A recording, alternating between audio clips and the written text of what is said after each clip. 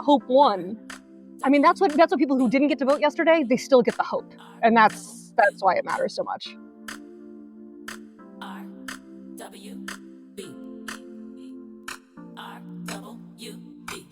We came to make a change.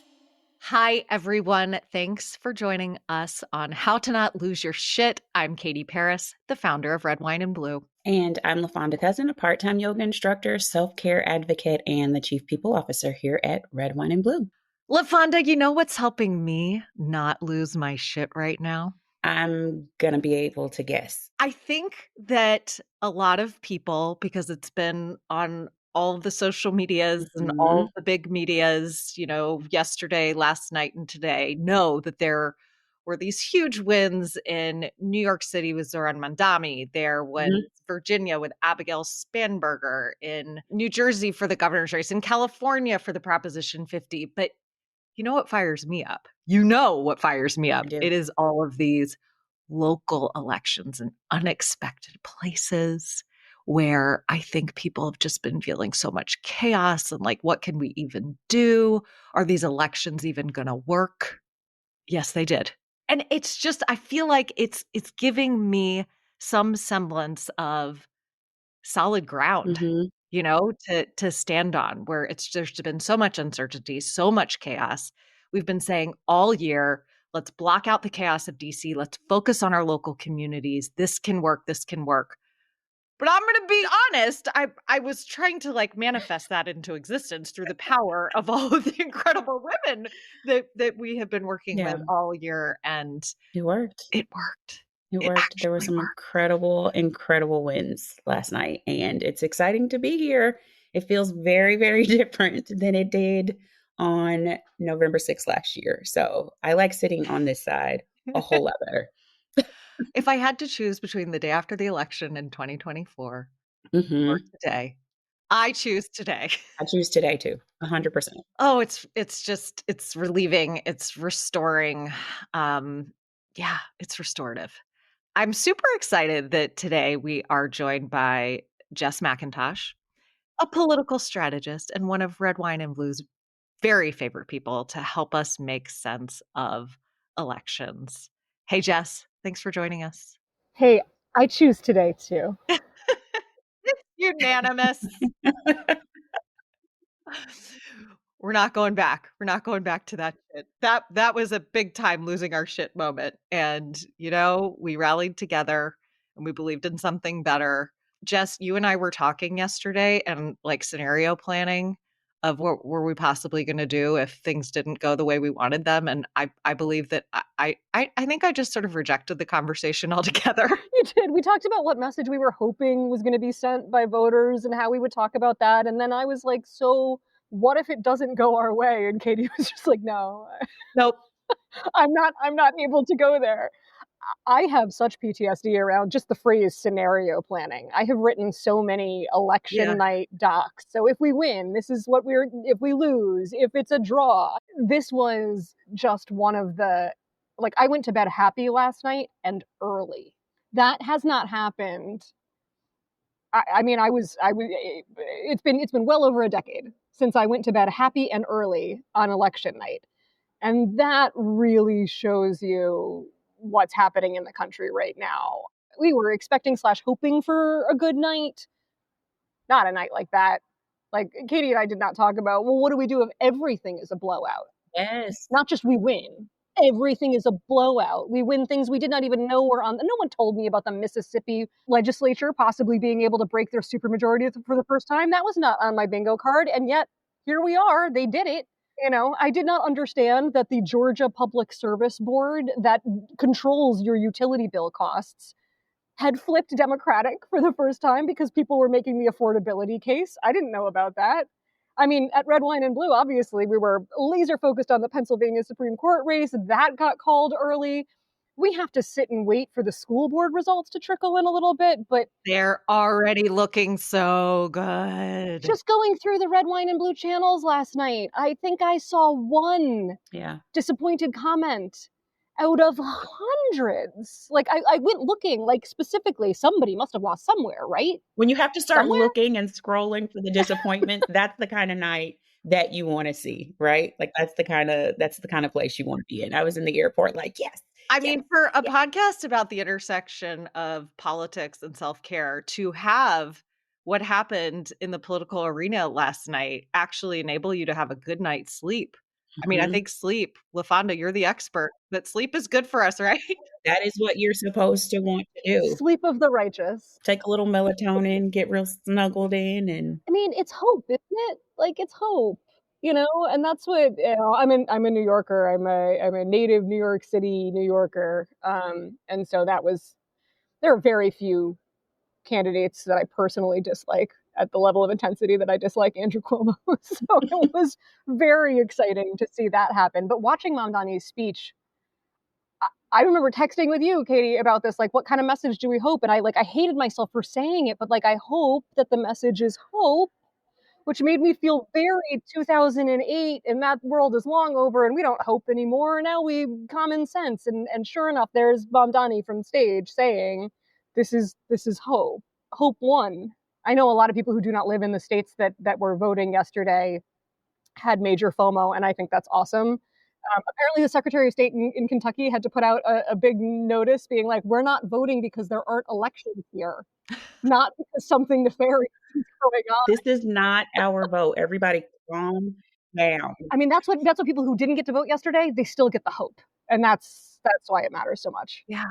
Mhm. The most inspiring thing that Mandami said, in my view, in the victory speech, just what I love so much was politics is not something that is done to us. Politics is something we do. And we talk here a lot about this idea of like, could engaging in politics actually be good for you? And to me, that captures it. If we are engaging in politics like it's nothing but corporate big special interests and big money in politics and whatever the pundits are saying on, the cables, it just feels like you're inundated. It's chaos. It feels like it's just something that's being done to us and we can't control. But when we take it into our own hands and we say, no, no, no, no, this is something that we do with people we know, with our communities to protect our kids in our local communities. And like seeing it through that framework makes it, I don't know. I loved what he said so much. And also because it just felt like people all across the country, not just in New York City, but were playing that out in their local communities. They were doing it, saying, yeah, politics sucks, but you know what doesn't suck? Me and my friends in my community getting together to say, like, these are our values and this is what is right here. And we're going to send extremism packing. This is still our community. This is still our country. I mean, politics is fighting to create the world you want to live in. That's awesome. That is so much fun.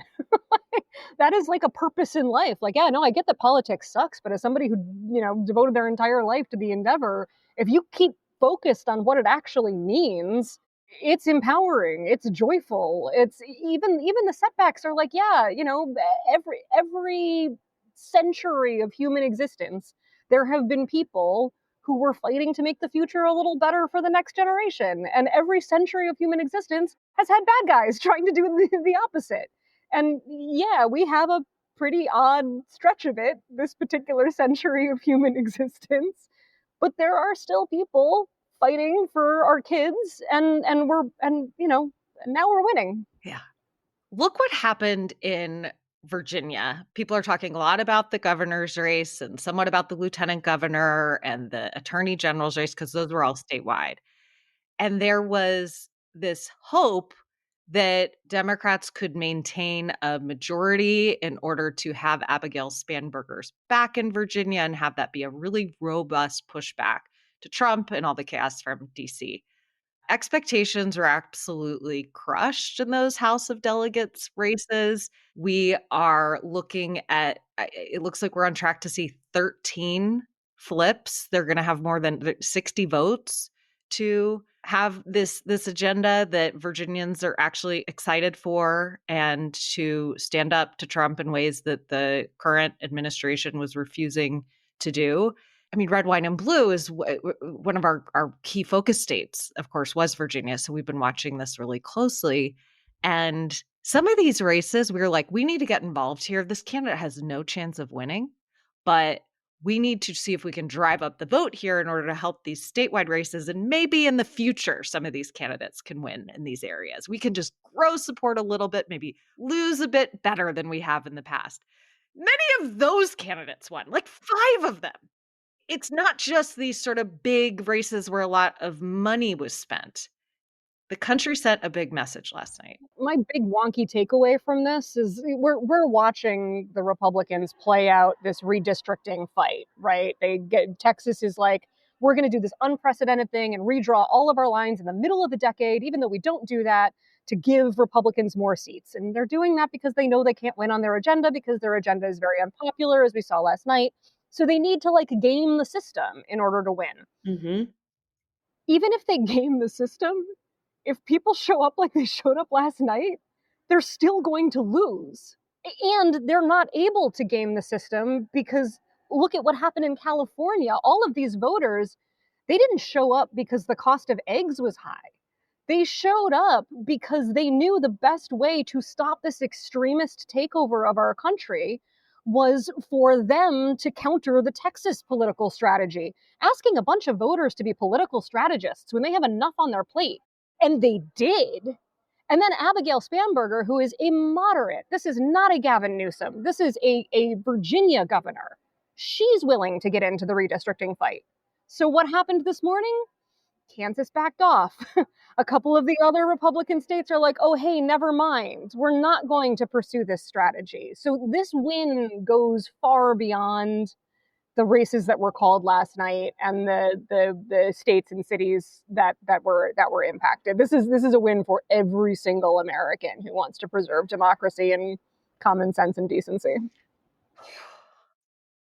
Sorry, I just needed to breathe that in for a second. Right? I was going to say, it makes you feel like you want to have like a little bit of a deep breath.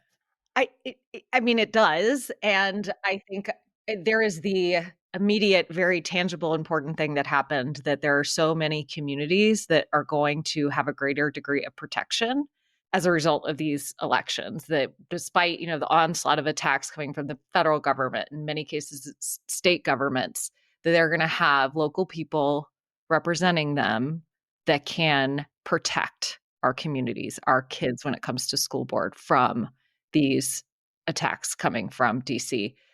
But then to think about what's coming in 2026, there's been so much kind of like pundit pontification and like, oh, what kind of candidate can win on the ballot possibly in 2026? And what I think we've actually learned is that all kinds of different candidates can win on the ballot in all kinds of different places. This idea that there's like only one certain type of candidate that, voters will only accept if they are this much left of center or this much moderate, but more, liberal on this or that or that. Like, that's not how voters operate.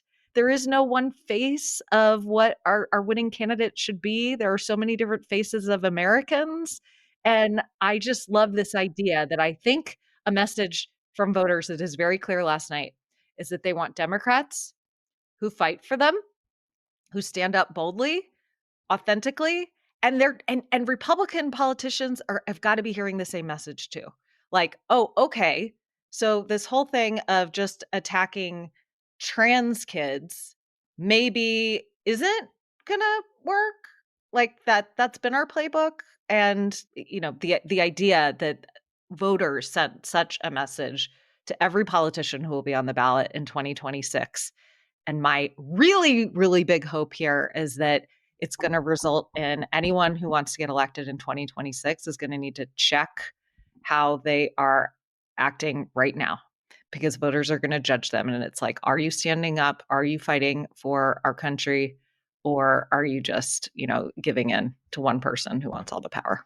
In 2024, voters sent a message that the Biden administration wasn't hearing their pain, right? It wasn't feeling it. They were trying to say, hey, the economy is actually quite good, to people who couldn't afford to feed themselves. And that doesn't fly.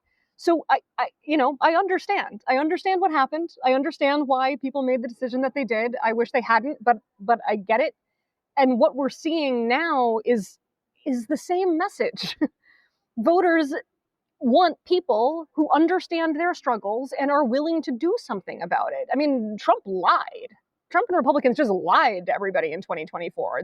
That this was going to bring down the cost of eggs. This was an affordability thing. And what they have done since taking power is just prove in ever more elaborate ways that they couldn't possibly care less about the pain that you might be experiencing or your ability to care for your family. I mean, they care more about golden ballrooms and they threw a Gatsby party on the same day that food stamps were cut off for kids. Like you can't. I mean, if I tried to write that in a Hollywood screenplay, somebody would be like, "Hey, that's pretty hacky." Yeah. We're thinking about something real, like, and that's what's happening. So I think a lot of people who sat out last year were like, "Whoops, I'm gonna get right back in the game." I think a lot of people who voted, "Hey, I need someone who cares about me," continue to vote, "Hey, I need someone who cares about me." And I think that we saw the suburban women come out in Virginia. I mean, we're going to see it in New Jersey too when those demographics come out. Like, we've been talking about the unprecedented suburban women streak. How many more are left? Can we grow any numbers from this? Have we hit a ceiling? we sure can, and we sure will, Jess McIntosh. Suburban women in Virginia last night swung 22 points to Abigail Spanberger. They were like +6 for Youngkin in 2021, but there was, a 22-point swing if you compare the margins. Independent women swung 44 points. So yes, I do love the idea of like how suburban women, just like dismissed in terms of being fickle or just not liking those Trump tweets from 2016, all those women who got involved sort of dismissed as like there's nothing more here for them. And I think that we're just seeing women, moms, we mad about what's going on in this country. And whether it's a school board race or one of these bigger races, being able to make a tangible difference and having a good time doing it together. And, I do have to shout out, for example, the Suburban Women Problem podcast that we had going for years here at Red Wine and Blue. One of the hosts, Amanda Weinstein, won her race for city council in Hudson, Ohio. Oh, And Democrats had sweeps throughout those communities that have all been historically red. She won. They all won. We are seeing that happen. And, I think Ohio gets dismissed as this red state and good news happened there, just like we saw, in Mississippi. My town where I'm wearing my t-shirt today representing for my kids' elementary schools because we had a school levy on the ballot, that there were a lot of headwinds we were facing. We won with almost 67% of the vote for our school. that is wild. Yeah. Wow. Yeah. That was like an 8-point increase over a couple years ago when there was funding for schools on the ballot.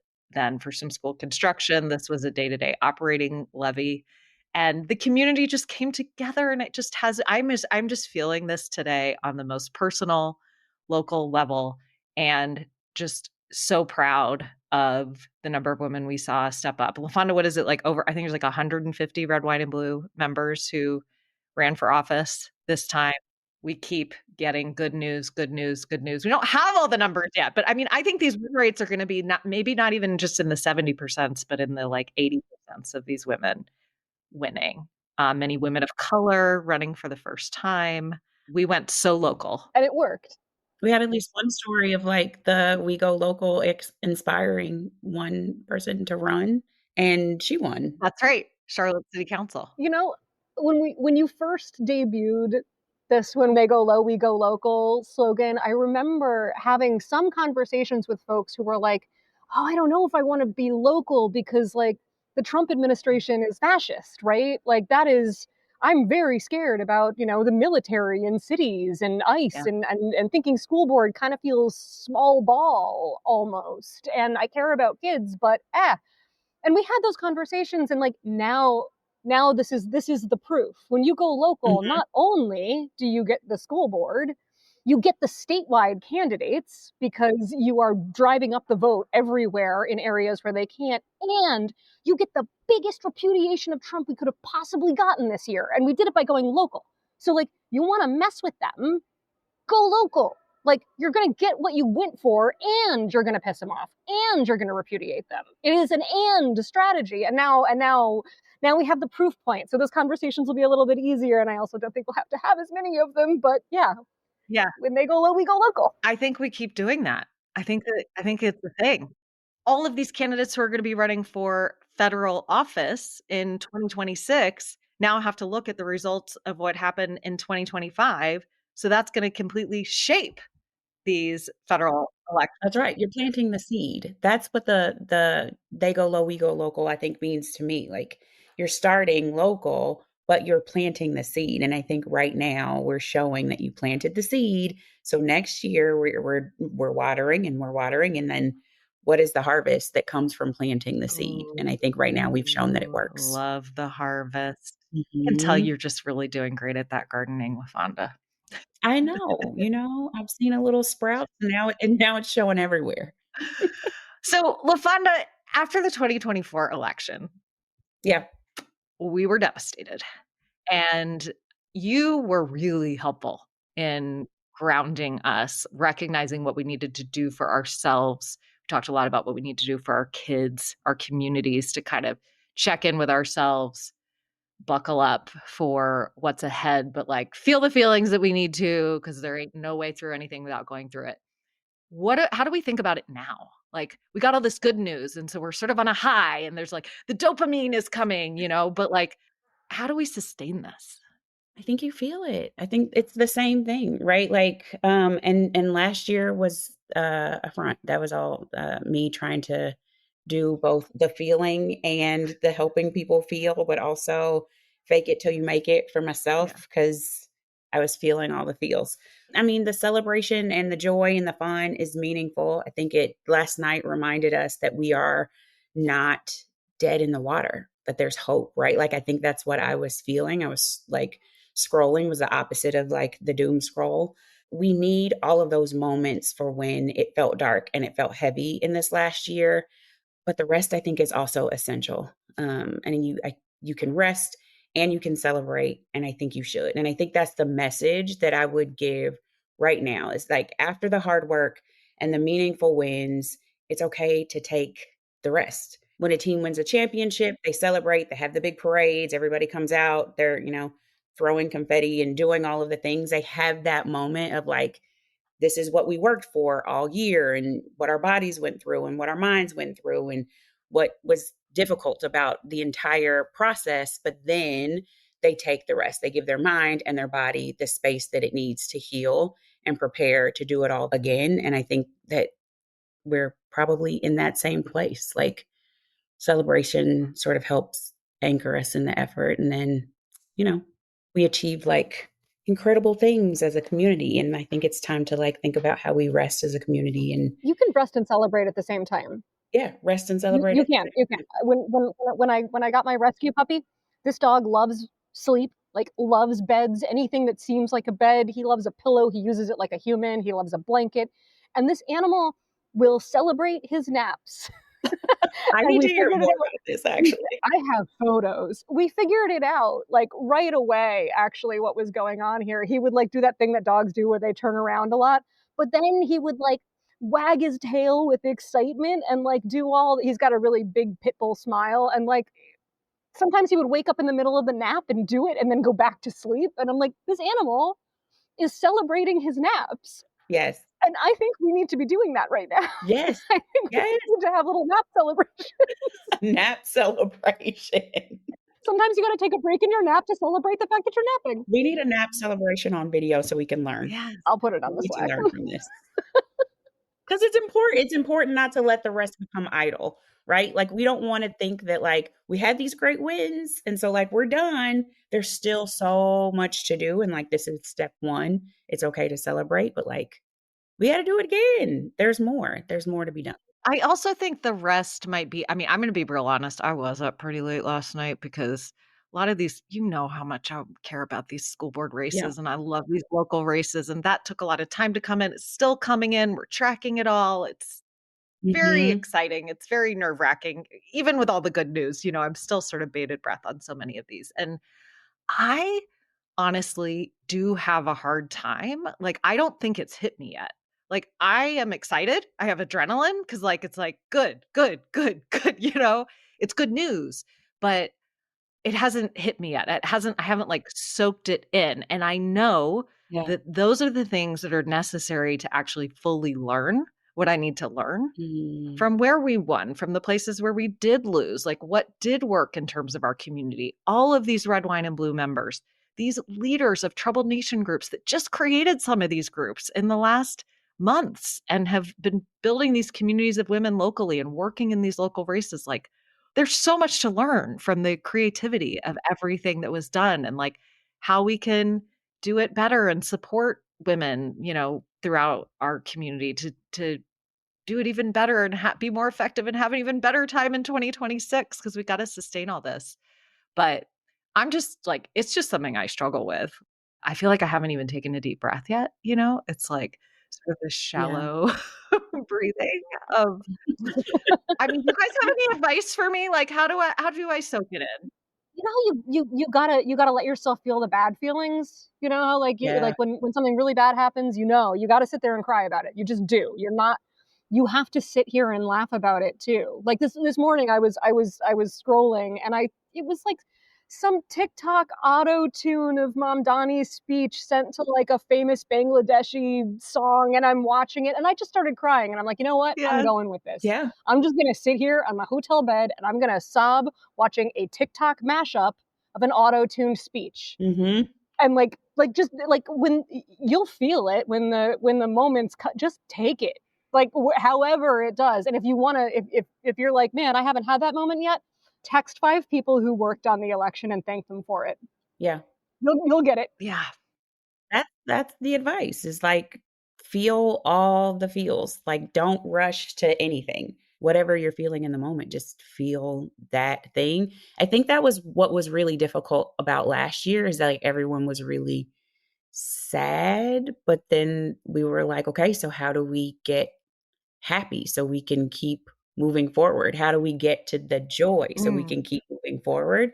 It's hard. Like when you experience those losses, even when they're like they feel like smaller losses than they did last year, you want to rush to like the next thing because that feels better. But sometimes it's okay to just like hold the truth of the loss and not rush to the joy or the optimism and just kind of sit in the place of like, let me just take a deep breath and like find something to cry about because the crying sometimes can be cleansing and then make the space to feel the disappointments. Because sometimes you feel like you learn what you need to learn in that disappointment because you give yourself the space to think about it and you don't rush out of that emotion. A lot of times we want to push ourselves out of that emotion and we don't learn what we need to learn from it. Yeah.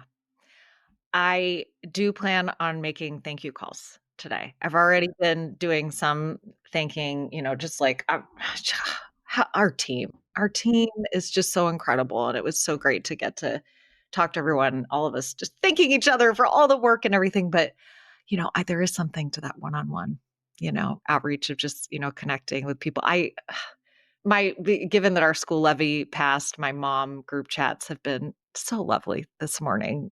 There's something about gratitude and that being a really helpful window to go through to fully Mhm. experience the feelings of a moment because it's so big, there's just like there's hundreds of thousands of us out Yeah. there doing this and cheerleading each other on but just really feeling it together on that human level because that's what we're fighting for anyway here is like human decency. I mean, the entirety of Brooklyn was a victory party last night. Like the entirety of the borough. Every street you were on, people were cheering. Strangers are high-fiving. And like I that's love a like stranger high five.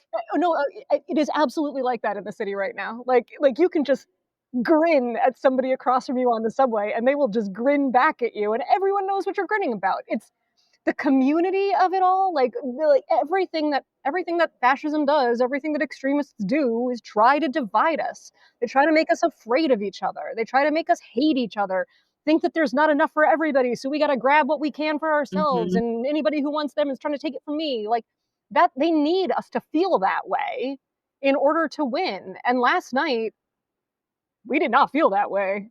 last night we were hugging strangers, and that is the energy that's going to take us through.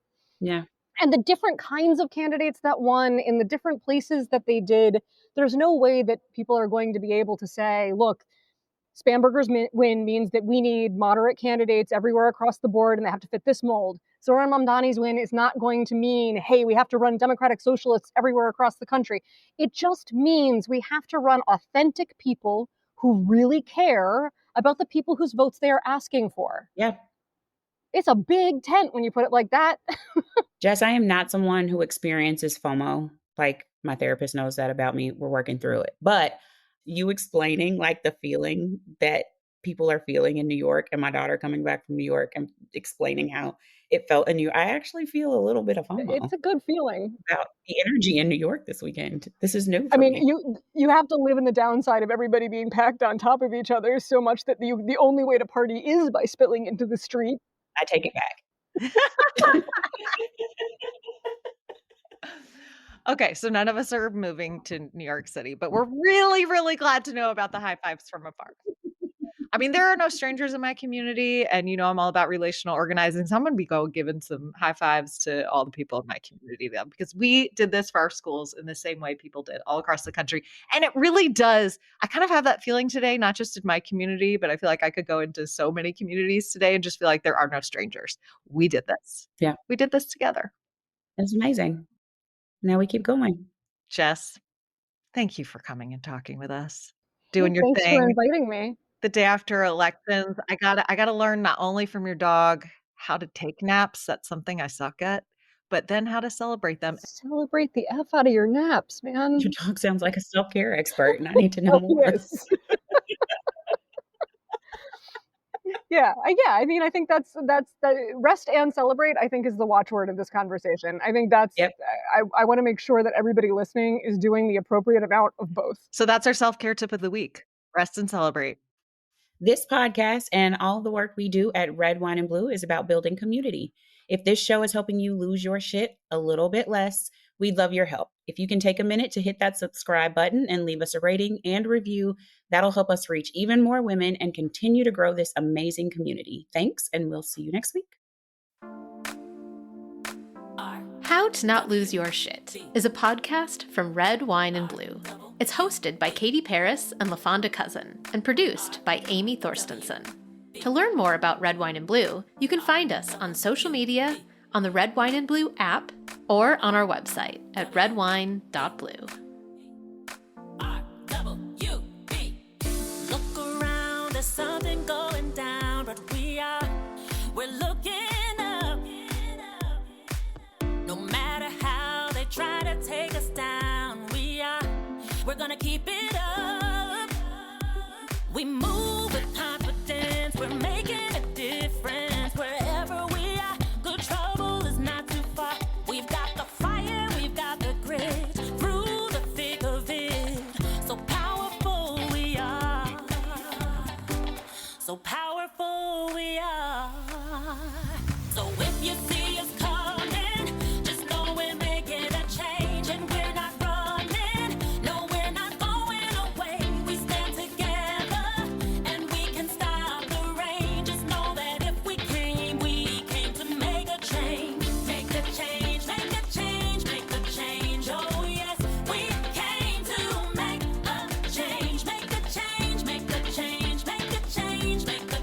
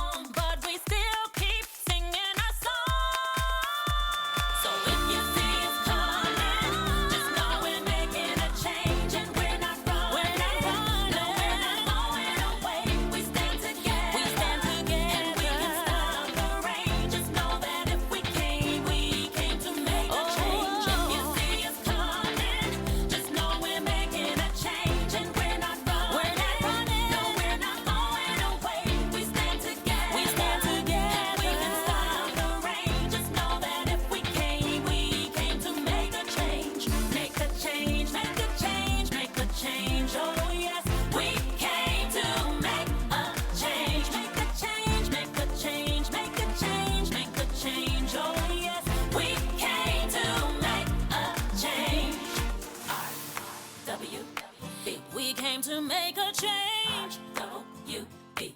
We came to make a change.